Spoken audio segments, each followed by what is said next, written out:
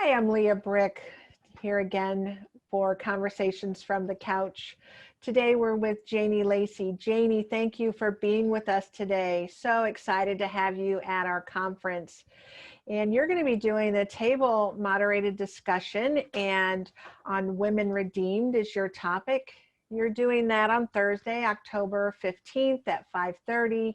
And Friday at October 16th at 4 o'clock, both of those Central Time. Thank you so much for being with us today. Absolutely, it's my pleasure.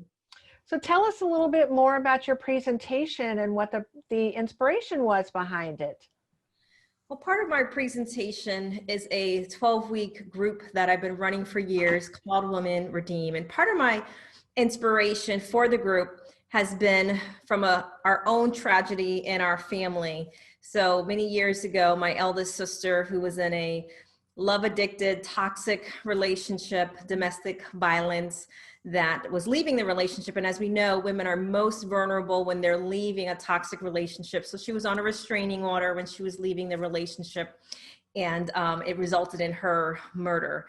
And a lot of the things that she endured and was going through, we didn't know until after her murder, because many women will hide and they're ashamed. They don't share with their family because usually the person who is the abuser has a lot of control over their life. So that's been the inspiration of how I birthed Women Redeem, and have that passion just to help women not only have a process where they can go through a healing process, but to change their mindset, to do some inner work as well as some body work, so that they truly can be the best person they possibly can be, to attract and to make different decisions going forward in their life and in their relationships. So one of the things that's exciting about your session is it's a moderated table discussion. So it's really just a small group of you that get together to have a very intimate conversation. What do you think is important for you to share with them about why Women Redeemed is important to sexual health? I think there's a couple of things. The first thing is being able to identify signs and symptoms in women. Mm-hmm. And usually when women are in these toxic relationships, there's a lot of risk that are taken sexually that will contribute to their health. There's higher STD, there's just a lot of different things that will affect their overall health. So, one of the things I want people to be able to recognize is, just as in my own life with our sister, is recognizing the signs and some of the symptoms that can cause us to be a little more curious and to lean in, and then to be able to get them the help that they need. And then when there's usually these types of relationships, there's usually a lot of risk that's taken sexually that will contribute to some of the decline in their health, or making poor decisions that will affect their health in particular. Mm-hmm. So we always look for things that we're going to take away from those sessions, and it sounds like you've really given them some important pieces, some tools, new tools for their toolbox. Is there a particular tool besides really seeing the signs and symptoms that you want them to walk away with, or is there a particular takeaway that is important for people to walk away with from your presentation? I think one of the most important nuggets that I like to share going into this work in the Women Redeem is that sometimes we can mistake trauma as borderline or bipolar. So we can go into these types of therapeutic relationships, especially where we're judging the women or we're feeling their energy and we don't know how to hold space and to really connect and have a relational environment with them. So one of the things that I know through the 8 years of running this program is that having that relational connection, because we're relational, our brain is relational, we're made that way. So if we use that to really create a safe environment, because even if a woman is in therapy or she's in a group process, there's still some distrust of feeling ashamed, feeling like someone's going to judge me, comparing herself against the other women. So I like to really help people understand how to really build that bridge with her so that you can have influence over her that can then lead to better care as part of her healing process. And I feel like through the years, that's been one of the missing elements, is really knowing how to do a good process of establishing rapport, which then becomes 80% of the process, and getting especially our females to get into the nitty gritty of the work that they need to do. Because it's not easy to dabble and take a look at your shadow side, especially in context of having to learn toxic relationships and then rewire the relationship with yourself, and then learning how to be in healthy relationships. It's a process. Sure. And I really appreciate what you're saying about taking a step further in and not judging right away what that trauma is, or that it is not even maybe recognizing that it's trauma and prejudging, as you said, borderline behavior or something else, that it really is a derivative of the trauma.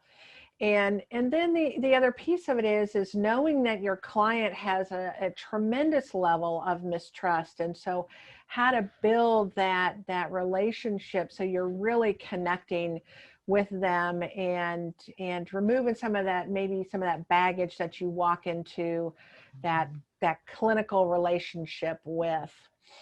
So you've been around SASH for a while and certainly have attended conferences before.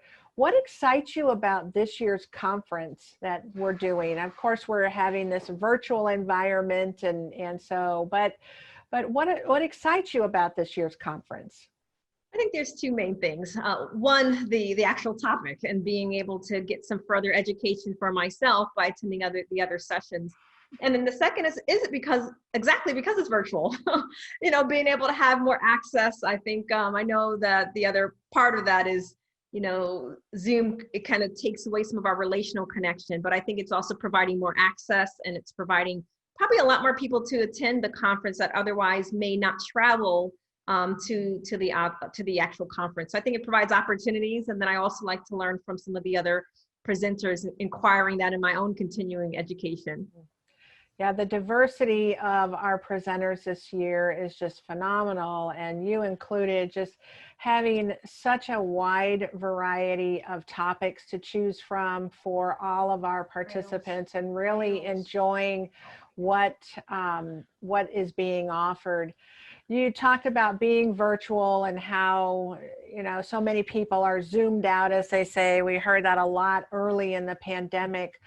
And I think it's important to also talk about some of the benefits of being in that virtual environment. So as you said, more people are being reached, and that makes it very accessible for lots of folks. But how are you helping your clients to bring balance to being on Zoom for so many hours? They're probably doing it for work, they're doing it in sessions. And so how are you helping to do that? Give some recommendations for your clients, but how are you also doing that for yourself? I think there's two things for myself and for my clients, is actually addressing it and understanding how we feel, and asking my clients, well, how is that working for you? And then helping them have a system and a schedule. And I do this for myself, is having a break, because you're steering, you're looking at the screen all the time, and you're not necessarily moving. So making sure that you're scheduling your breaks, making sure you're scheduling your time, getting up and walking, stretching, and just having, if you have some level of control, having a diversification of your actual schedule. But I do think there are some benefits, and I always joke with some of my clients, and I say, well, otherwise, especially for some of the conferences, you have a front row seat where you may not have had that otherwise. Right. I didn't think about that, but so many times we may be sitting in the back because, or maybe it's standing room only, and gosh, what an advantageous position to be in, that we're sitting right in the comfort of our own home, where we can get up and go walk into the kitchen, get a drink of water while we're also listening. So those are really great things. Well, Janie, I just want to, and absolutely take your shoes off. Maybe even be in your pajamas. Well, Janie, thank you so much for being with us today and spending some time on Conversations from the Couch. And just to remind our viewers that you will be presenting Woman Redeemed, a moderated table discussion. So a very intimate discussion about healing.